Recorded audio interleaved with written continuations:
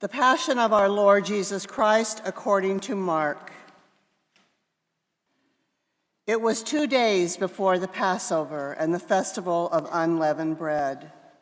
The chief priests and the scribes were looking for a way to arrest Jesus by stealth and kill him. For they said, "Not during the festival, or there may be a riot among the people." While he was at Bethany in the house of Simon the leper, as he sat at the table, a woman came with an alabaster jar of very costly ointment of nard. And she broke open the jar and poured the ointment on his head. But some were there who said to one another in anger, "Why was this ointment wasted away?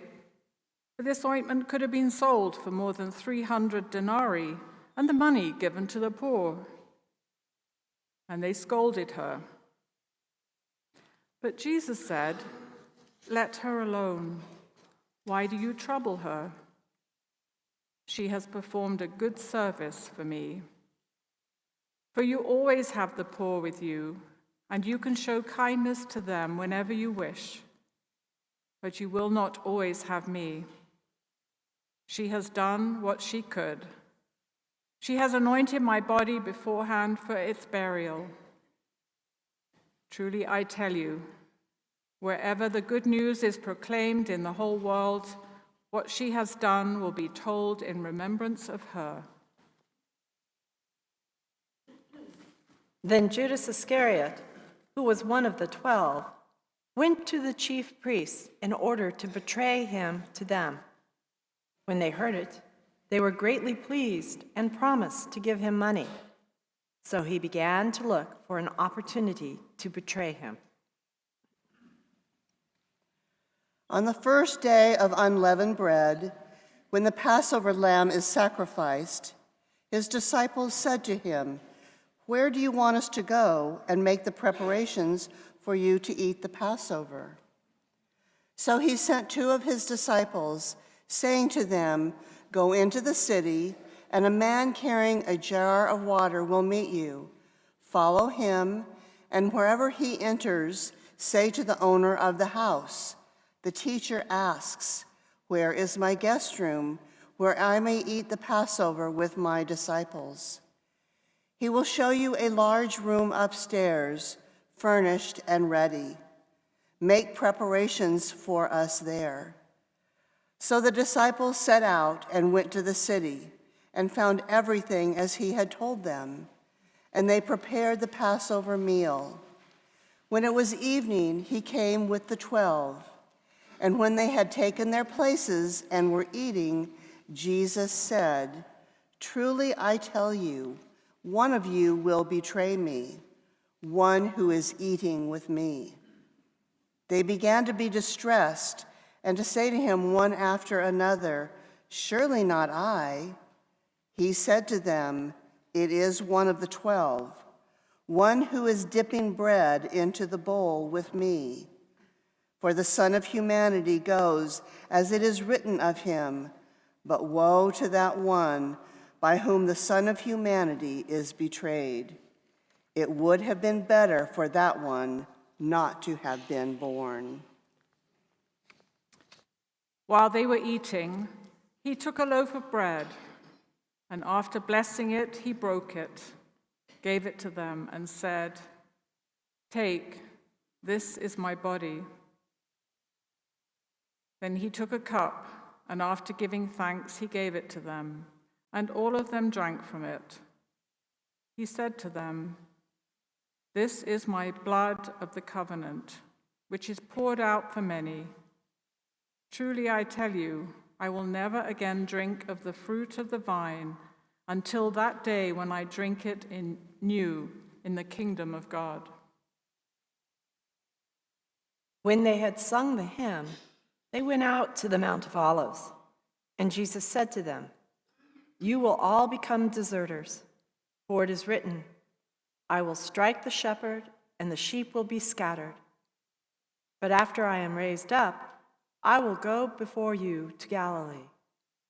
Peter said to him, Even though all become deserters, I will not." Jesus said to him, "Truly I tell you, this day, this very night, before the cock crows twice, you will deny me 3 times." But he said vehemently, "Even though I must die with you, I will not deny you." And all of them said the same. They went to a place called Gethsemane, and he said to his disciples, "Sit here while I pray." He took with him Peter and James and John and began to be distressed and agitated. And he said to them, "I am deeply grieved, even to death. Remain here and keep awake." And going a little farther, he threw himself on the ground and prayed that if it were possible, the hour might pass from him. He said, "Abba, Father, for you all things are possible. Remove this cup from me, yet not what I want, but what you want." He came and found them sleeping, and he said to Peter, "Simon, are you asleep? Could you not keep awake 1 hour? Keep awake and pray that you may not come into the time of trial. The spirit indeed is willing, but the flesh is weak." And again he went away and prayed, saying the same words. And once more he came and found them sleeping, for their eyes were heavy, and they did not know what to say to him. He came a 3rd time and said to them, "Are you still sleeping and taking your rest? Enough! The hour has come. The Son of Humanity is betrayed into the hands of sinners. Get up, let us be going. See, my betrayer is at hand." Immediately, while he was still speaking, Judas, one of the 12, arrived. And with him there was a crowd with swords and clubs from the chief priests, the scribes, and the elders. Now the betrayer had given them a sign, saying, "The one I will kiss is the man. Arrest him and lead him away under guard." So when he came, he went up to him at once and said, "Rabbi," and kissed him. Then they laid hands on him and arrested him. But one of those who stood near drew his sword and struck the slave of the high priest, cutting off his ear. Then Jesus said to them, "Have you come out with swords and clubs to arrest me as though I were a bandit? Day after day I was with you in the temple teaching, and you did not arrest me. But let the scriptures be fulfilled." All of them deserted him and fled. A certain young man was following him, wearing nothing but a linen cloth. They caught hold of him, but he left the linen cloth and ran off naked.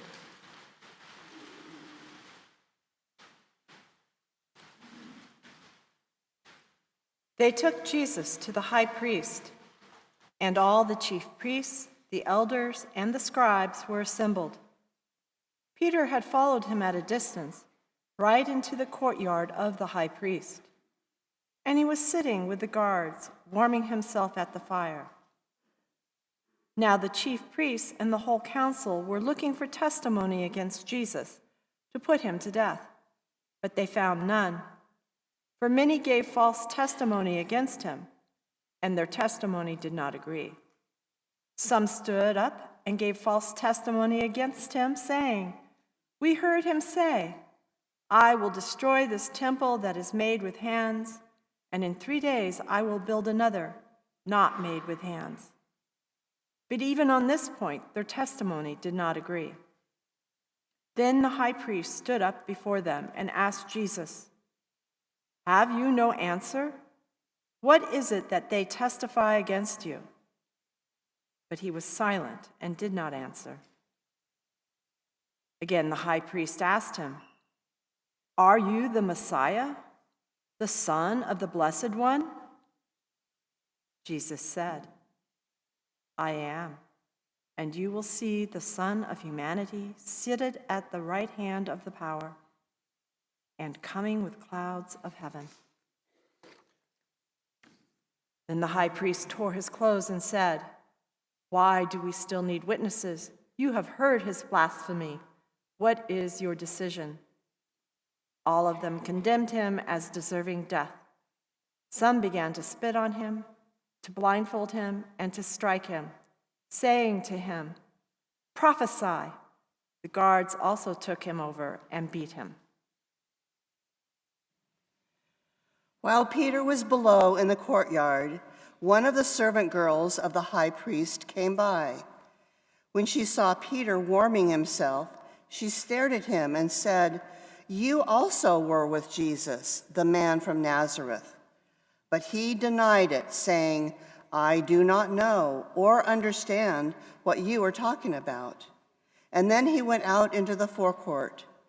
Then the cock crowed, and the servant girl, on seeing him, began again to say to the bystanders, "This man is one of them." But again he denied it. Then after a little while, the bystanders again said to Peter, "Certainly you are one of them, for you are a Galilean." But he began to curse, and he swore an oath, "I do not know this man you are talking about." At that moment, the cock crowed for the second time. Then Peter remembered that Jesus had said to him, "Before the cock crows twice, you will deny me 3 times." And he broke down and wept.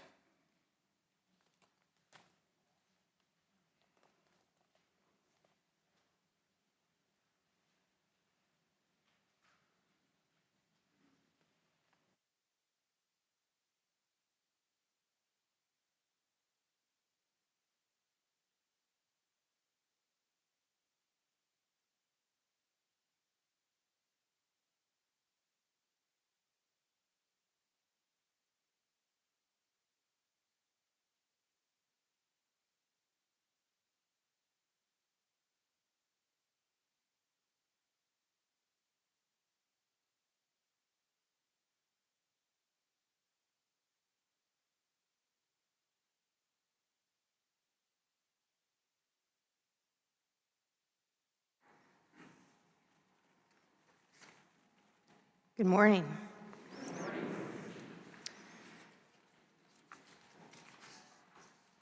The transition during the Palm Sunday liturgy, beginning with the celebration of Christ's triumphal entry into Jerusalem and moving so quickly into Christ's trial and crucifixion, is striking. I've often thought it was too much for one service. Palm Sunday is the first day of Holy Week, a week in which we will journey with Christ through the events leading up to his death and resurrection. By starting out Holy Week with a reading of the Passion, people could come to this service, skip all of the services during Holy Week, come back next Sunday for Easter, and still have experienced the crucifixion and the resurrection without having gone through the journey. I've often thought that we should only focus on the triumphal entry into Jerusalem on Palm Sunday and let the rest of the events unfold throughout Holy Week.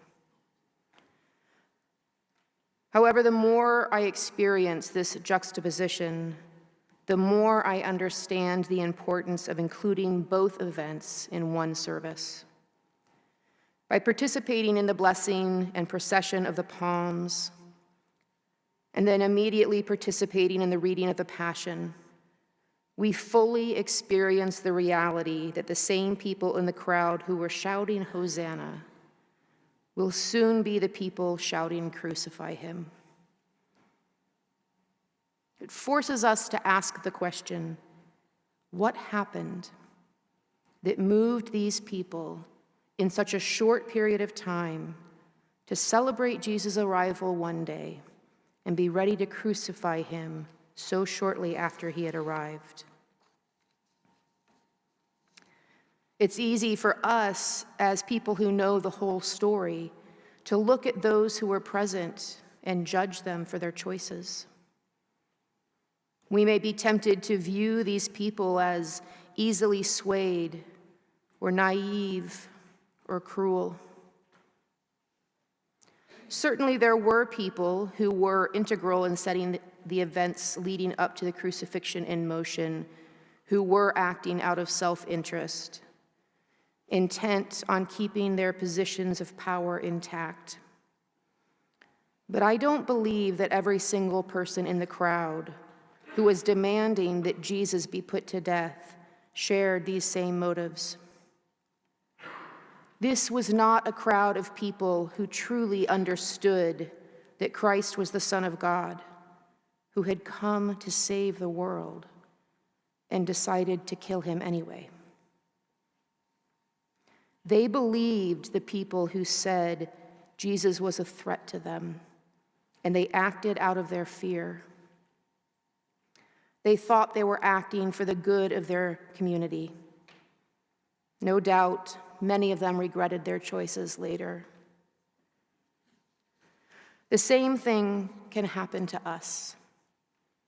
We, as a congregation, bless and process around the church, waving palm branches in the air and singing all glory, laud, and honor, praising Christ and rejoicing in his arrival in Jerusalem.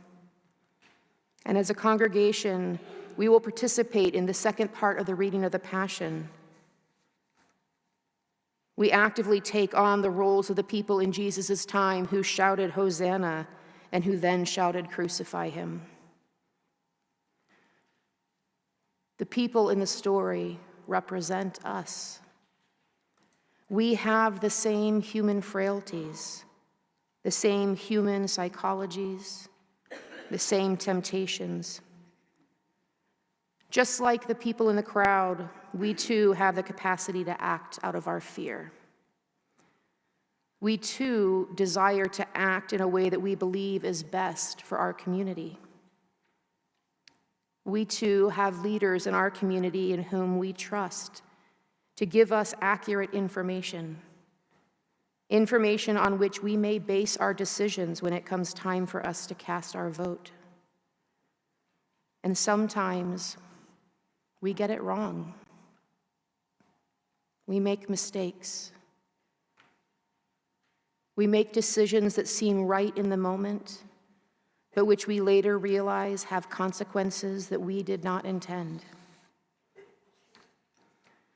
I don't say this to negate our responsibility, rather to say that we must recognize our role in each situation and also forgive ourselves when we make mistakes.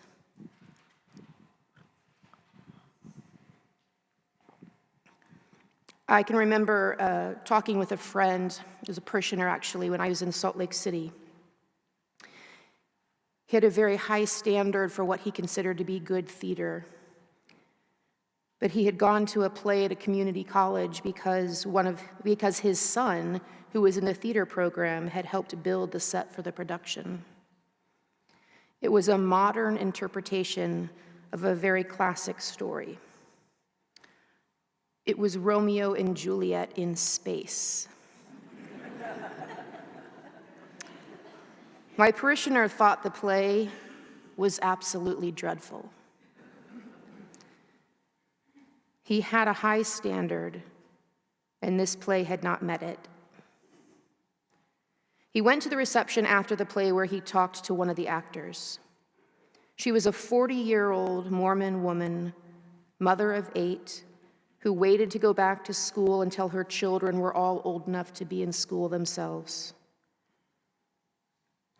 She expressed how grateful she was that her husband had agreed to let her do the play and that he was home every night taking care of the children so she could do it.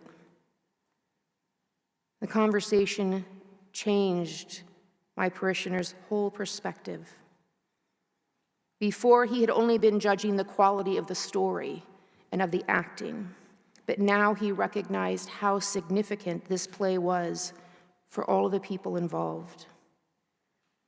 Acting in this play had been life-changing for this woman. It gave her confidence. It gave her a sense of pride and accomplishment. And it set an example for her children of what could be accomplished with hard work, and left her with a sense of gratitude for her husband and family for arranging their lives so that she could do something that was important to her. Everybody has a story. And when we hear their story, it can change our whole perspective. Each person in the Passion narrative that we heard this morning has a story. Each person in the crowd who shouted, "Crucify him," those named and left unnamed, have a story. Each person involved in bringing about the crucifixion of Christ had reasons for their actions that we may never know. It's not our place to judge them. We need not even understand them. We are called by Christ to forgive them. Even Jesus said in his last hour, "Father, forgive them, for they know not what they do." A former coworker of mine who knew I was an Episcopal priest belongs to a congregation that was just starting to take up the practice of giving something for Lent.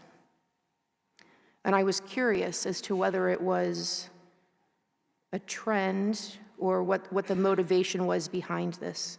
So I asked her if it was being done with the intention of preparing people for the journey for Jesus to go from crucifixion to resurrection. And she said, "Well, at my church, we tend to focus just on the resurrection." And I get that. It's certainly more pleasant to focus on the resurrection. And I would say that as Episcopalians, we spend most of our year living into the resurrection. But you can't get to the resurrection without the crucifixion. If Christ had died an ordinary death, there would be no glory in the resurrection. It is how Christ died and the reasons for which Christ died that give significance to the fact that he was raised again. The path from crucifixion to resurrection is a journey. It does not all happen in one day, as it would appear from our liturgy this morning. Christ has arrived in Jerusalem. He will wash the feet of his disciples, modeling for them the servant ministry which he expects them to take on. He will offer them bread and wine as a reminder of his life and blood shed. He will ask his disciples that they stay awake with him in the garden. He will be betrayed by one whom he trusted. He will be arrested, tried, and crucified. He will lie dead in the tomb for 3 days. All of this will happen before we gather next Sunday morning to celebrate his resurrection. It's an emotional journey. It's a journey in which I encourage you all to participate, whether through attending the services of Holy Week or by taking time each day this week to reflect on where Christ is in his journey, and by being with Christ on this journey through prayer. We know how the story ends, but if we are to live into what Christ is asking of us as Christians, it is vital that we experience this journey with him. We can't expect to be the kind of Christians Christ calls us to be if we only celebrate the resurrection without also having experienced the sorrows of the path to resurrection. On that path, As we sit with Christ and those who were with him, we will find ourselves in the story.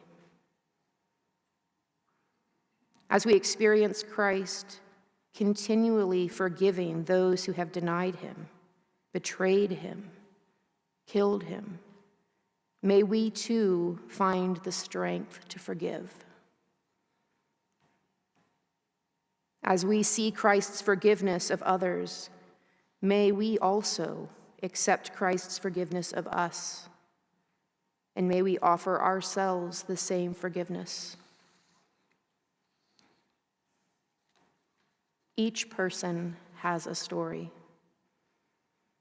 and when you hear their story, your whole perspective may change. Listen to the stories of the people involved in the events during Holy Week. Listen to the stories of the people around you. Let yourself be transformed through the sorrow, the struggles, the grief, and the new life that is to come.